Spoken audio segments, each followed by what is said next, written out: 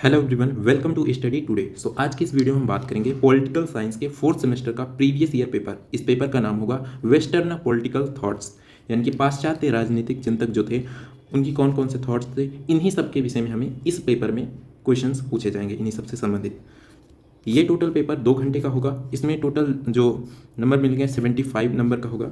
और ये total paper जो है 3 सेक्शन में बटा हुआ है, सेक्शन ए, सेक्शन बी और सेक्शन सी।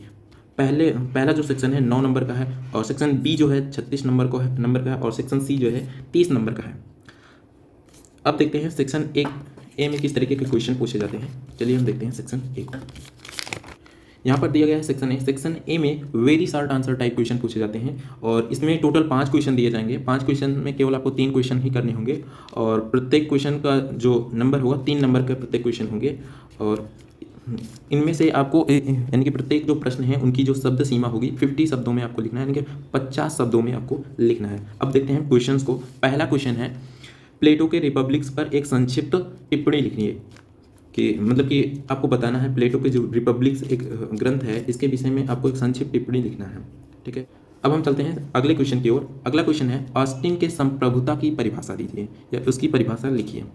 तो आपको बताना है ऑस्टिन के संप्रभुता की परिभाषा क्या है, उसे आपको केवल परिभाषा लिखना है 50 शब्दों में, इससे ज़्यादा आपको कुछ भी नहीं लिखना है।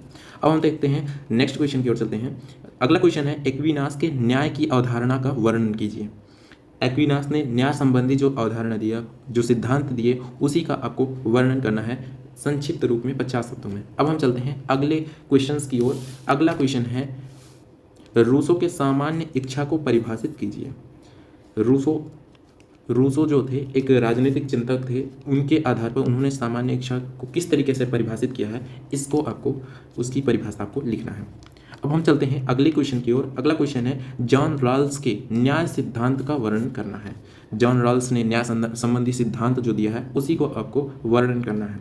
अब हम चलते हैं सेक्शन बी की ओर। सेक्शन बी में शॉर्ट आंसर टाइप क्वेश्चन पूछे जाते हैं।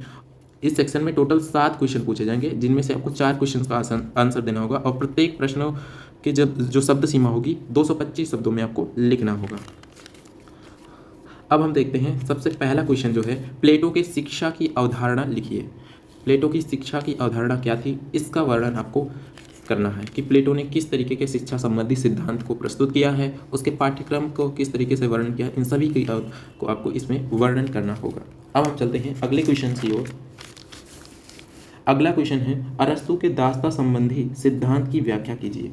अर्थात अरस्तु ने जो दास संबंधी सिद्धांत या दासता संबंधी सिद्धांत दिया, उन्होंने इस सिद्धांत के माध्यम से जिन चीज़ों पर जिन पहलुओं पर बात की, उनका आपको वर्णन करना है कि दासता एक प्राकृतिक है या नैतिक है, और इन सभी चीज़ों की एक विस्तृत व्याख्या करना है दास प्रथा का। अब हम चलते हैं नेक्स्ट क्वेश्चन की ओर। अगला क्वेश्चन है, कार्ल मार्क्स के वर्ग संघर्ष सिद्धांत पर एक टिप्पणी लिखिए।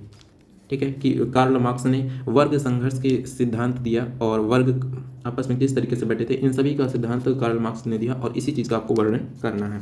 अब हम चलते हैं अगले क्वेश्चन की ओर। अगला क्वेश्चन है, और इसमें पूछा गया है, एक्विनास के विधि सिद्धांत पर एक निबंध लिखिए। अर्थात एक्विनास ने जो कानून संबंधी सिद्धांत दिए हैं, उसका आपको विस्तृत एक निबंध उस पर लिखना है। अब हम चलते हैं अगले क्वेश्चन की ओर।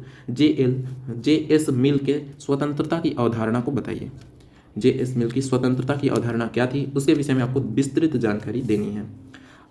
अब हम चलते हैं अगले क्वेश्चन की ओर। अगला क्वेश्चन है, जीन बोंदा के संप्रभुता के सिद्धांत का वर्णन कीजिए। जीन बोंदा एक राजनीतिक चिंतक थे जो कि काफ़ी प्रसिद्ध थे। उन्होंने संप्रभुता का सिद्धांत दिया, और इस सिद्धांत की आपको वर्णन करना है कि उन्होंने संप्रभुता सिद्धांत में किन किन बातों की बात की है।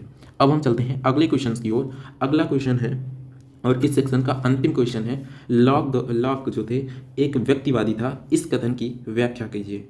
यानी कि लॉक ने अपने व्यक्तिवादी सिद्धांत में उन्होंने बताया कि राज्य की जो उत्पत्ति हुई है एक व्यक्ति के सापेक्ष में होनी चाहिए। इसी कथन का आपको इस प्रश्न में आपको व्याख्या करना है कि व्यक्तिवादी था, इस सिद्धांत की आपको व्याख्या करना है। अब हम चलते हैं सेक्शन सी की ओर, और सेक्शन सी में किस तरीके के क्वेश्चन पूछे जाते हैं उसे हम देखते हैं। सेक्शन सी में लॉन्ग आंसर टाइप क्वेश्चन पूछे जाते हैं, और सेक्शन सी के में टोटल 4 क्वेश्चन दिए जाएंगे, और इन चारों क्वेश्चन में से केवल 2 क्वेश्चन करने होंगे, और प्रत्येक प्रश्न 15-15 अंकों का होगा। अब हम देखते हैं क्वेश्चन किस तरीके के हैं। पहला क्वेश्चन है, इसमें दिया गया है पहला क्वेश्चन, राज्य जीवन के लिए अस्तित्व में आया, किंतु यह सद्जीवन के लिए बना हुआ है। अरस्तु का ये कथन है, उन्हीं के आधार पर ये उनका ये कथन है और इस कथन की आपको व्याख्या करना है कि उन्होंने इस कथन को क्यों कहा, इसके सापेक्ष में उन्होंने किस तरीके की व्याख्या दी है, आपको इसका वर्णन करना है। अब हम चलते हैं अगले क्वेश्चन की ओर। अगला क्वेश्चन है जेरेमी बेंथम के उपयोगितावाद के सिद्धांत की व्याख्या करना है। जेरेमी बेंथम ने उपयोगितावाद सिद्धांत दिया और उपयोग के आधार पर सुख दुख के जो पहलू हैं उनके सिद्धांत की जो व्याख्या है इसको आपको वर्णन करना है। अब हम चलते हैं अगले क्वेश्चन की ओर। प्लेटो के आदर्श राज्य पर एक निबंध लिखिए। Write an essay on ideal state of Plato. ठीक है, यानी कि प्लेटो ने जो आदर्श राज्य का सिद्धांत दिया है कि किस तरीके से आदर्श राज्य का निर्माण किया जा सकता है, उस चीज़ का आपको वर्णन करना है, उस पर आपको एक निबंध लिखना है। अब हम चलते हैं इस सेक्शन के अंतिम क्वेश्चन की ओर। टी.एच. ग्रीन के स्वतंत्रता और अधिकार के सिद्धांत की विवेचना कीजिए। आपको बताना है टी.एच. ग्रीन ने जो स्वतंत्रता और अधिकार के सिद्धांत की विवेचना की है किस तरीके से की है और किन किन बातों पर उन्होंने व्याख्या दी है, इसका आपको वर्णन करना है। तो ये आज का हमने देखा पॉलिटिकल साइंस का previous year paper. I hope that कि आपको ये वीडियो पसंद आई होगी। अगर आपको ये वीडियो पसंद आई हो तो वीडियो को लाइक कीजिए, सब्सक्राइब कीजिए, अपने दोस्तों के साथ शेयर जरूर कीजिए और हम जल्द ही मिलते हैं किसी नए वीडियो में किसी नए टॉपिक के साथ। तब तक के लिए जय हिंद, जय भारत।